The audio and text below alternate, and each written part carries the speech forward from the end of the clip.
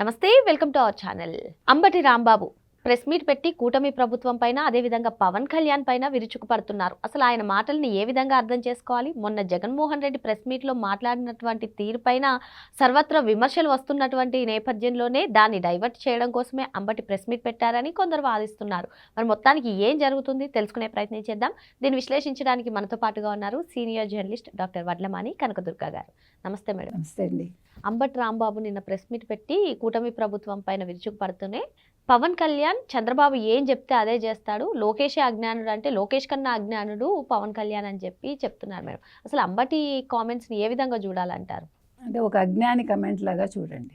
అంటే జగన్మోహన్ రెడ్డి చెప్తే వచ్చి ప్రెస్ మీట్ పెట్టాడంటేనే అజ్ఞానం అని అర్థం కదా. ఇంకెందుకు మరి మీరు అడుగుతారు? ఎందుకు అజ్ఞాని?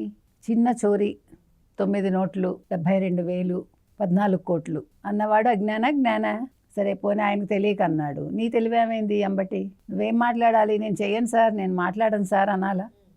ఇవాళ బోరుగడ్డ అనిల్ ఏమయ్యాడు? నా వెనకాల జగన్మోహన్ రెడ్డి ఉన్నాడు అంటే అసలు బోరుగడ్డ అనిల్తో మాకు సంబంధం లేదు మా పార్టీకి అని ఇవాళ నాగార్జున యాదవ్ ప్రకటించాడు. మనం చెప్తున్నావా వాళ్ళకి? నైనా తొందరపడకండి, జగన్మోహన్ రెడ్డిని నమ్ముకోకండి, మీరు జ్ఞానులు కండి అని చెప్తున్నాం మనం. ఇంకా అజ్ఞానంలో కూరుకుపోతూ ఉంటే వాళ్ళ కళ్ళకి మరి లోకేష్ అజ్ఞానిగా కనిపిస్తాడు. ఎందుకంటే ఇవాళ గూగుల్ డేటా సెంటర్ తీసుకొచ్చాడు కదా.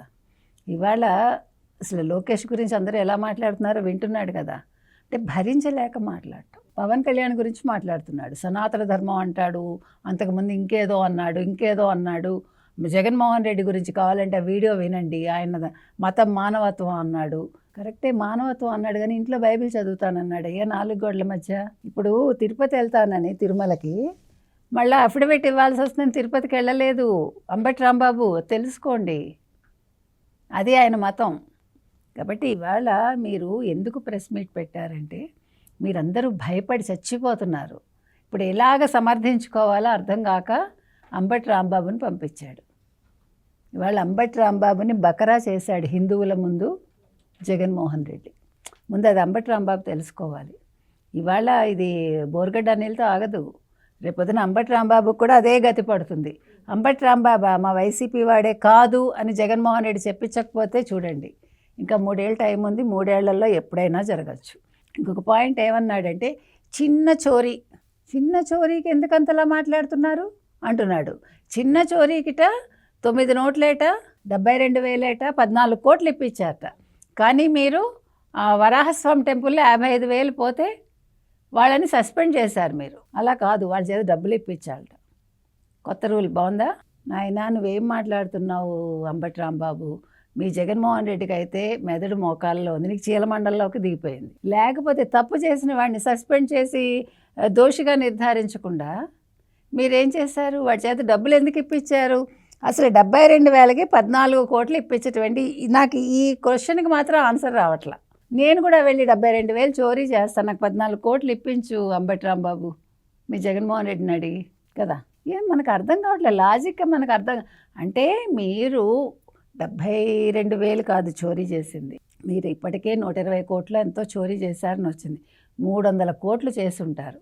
300 కోట్లు చేస్తే 300 కోట్లకి మీరు వడ్డీ కింద 14 కోట్లు కట్టించారు. ఇప్పుడు పరకామణి కల్తీ నెయ్యి కేసుల్లో కీలక దశలో ఉన్నాయని చెప్పి అందుకేనమ్మా ఈ గోల్ అంతాను. ఇప్పుడు ఏం చేయాలో తెలియట్లే, ప్రజల్లోకి వెళ్ళిపోయింది. మీకు ఇంకో సంగతి తెలుసా? పీపీపీ మోడల్ మీద మొత్తం ఎవరు ఎంపీలందరూ వెళ్ళి నిర్మలా సీతారామన్ కలిసి ఆవిడ ఏమంది? దేనికి వచ్చారంది.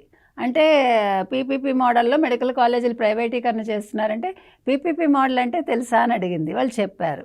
మరి ఇది ప్రైవేట్ కాదు కదా అంది. అంటే అందులో ప్రైవేట్ అనే పదం ఉంది కదా అన్నాడు సుబ్బారెడ్డి. అని అర్థం ఉందా? ఆవిడ తరివింది వాళ్ళని. ఇవాళ మీకు మొత్తం పరువు పోయింది. జగన్మోహన్ రెడ్డి మాట్లాడిన మాటలకి వాళ్ళు ఇవాళ సమర్థించుకోలేకపోతున్నారు. ఇవాళ పవన్ కళ్యాణ్ మీద పడ్డాడు.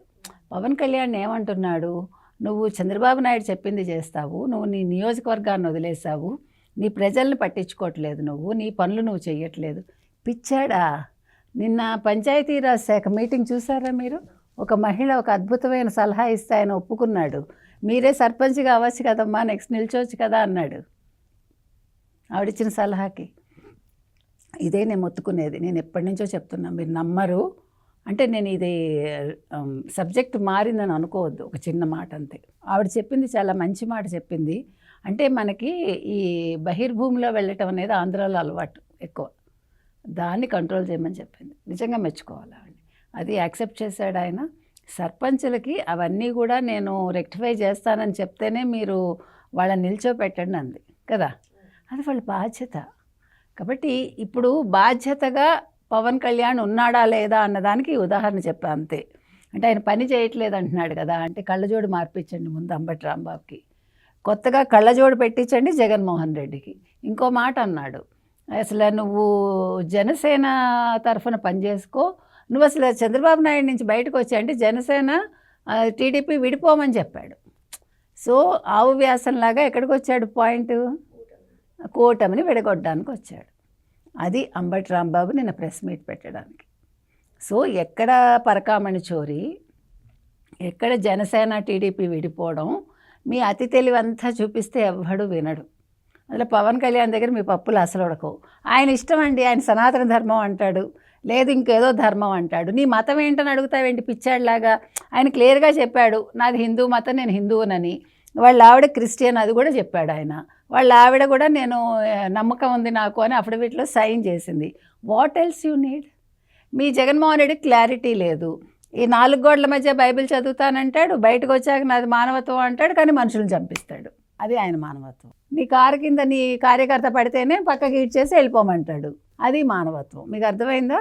అది అందుకని జగన్మోహన్ రెడ్డి దగ్గర నేర్చుకోవాల్సింది ఇవి, పవన్ కళ్యాణ్ దగ్గర నేర్చుకోవాల్సింది అది. పవన్ కళ్యాణ్కి క్లారిటీ ఉంది, క్లారిటీ లేనిది జగన్మోహన్ రెడ్డికి. పైగా 100% స్ట్రైక్ రేట్ అంటావు, అవును వచ్చింది అంటాడు, నువ్వెందుకు ఏడుస్తావు? ఇప్పుడు 100% స్ట్రైక్ రేట్ వచ్చింది కాబట్టి విడిపోమంటావా నువ్వు పార్టీ నుంచి? అంటే రేపు పొద్దున్న మీరు రావాలి కాబట్టి మీకు మార్గం సుగమం చేయాలా? మీ జగన్మోహన్ రెడ్డి 2.0 ముఖ్యమంత్రి 2029, నిన్న కొడాలి నాని గారు కూడా బెదిరిస్తున్నాడు కదా, 6 నెలల్లో బయటకు వస్తాను, ఏం చేస్తావు వచ్చి? నేను లేస్తే నా అంతటి వాడు లేడన్నట్టు, ఎవడో అలా ఉంది ఇది. నువ్వు లేచినప్పుడు కదా, నువ్వు బయటకు వచ్చినప్పుడు కదా. 6 నెలలుగా రెస్ట్లో ఉన్నట్ట, జీవితకాలం రెస్ట్ తీసుకో, బాగుంటావు. లేకపోతే మళ్ళీ నువ్వు ప్రజల్లోకి వచ్చావు అనుకో అనారోగ్యం పాలవుతావు అనవసరంగా. అందుకని మీ సత్తా ఏంటి, మీ లెవెల్ ఏంటి, మిమ్మల్ని ప్రజలు ఎలా అనుకుంటున్నారు? నోరు పుచ్చుకు బతుకు ఊరి గంగాళమ్మ అన్నారు, అలాగా నోరు పుచ్చుకు బతుకుతానంటే ప్రజలు ఊరుకోరు, తాట తీస్తారు. మన 11 ఇచ్చారు, ఈసారి 11 కూడా ఇవ్వరు, అది చెప్తున్నా. అందుకని ఇవాళ పవన్ కళ్యాణ్కి నువ్వు సలహా ఇవ్వద్దు అంబటి, నీ పన్ను చేసుకోనైనా నువ్వు జగన్మోహన్ రెడ్డి సలహాలు వింటాం మానే, ఆయనకి పని చేయటం మానే, నువ్వు బాగుపడతావు, నీ కుటుంబాన్ని చూసుకో, నువ్వు హ్యాపీగా ఉండు. ఎందుకు మనం డ్యాన్స్ చేసుకుంటే ఎంజాయ్ చేయొచ్చు కదా, ఇవన్నీ ఎందుకు మనకి రాజకీయాలు? ఎలాగ పార్టీ లేదు, రాజకీయం లేదు, నేతి బీరకాయల నెయ్యంతో అక్కడ పార్టీ ఉండడం అంతే. మరో అంశంతో మళ్ళీ కలుద్దాం. Thank you.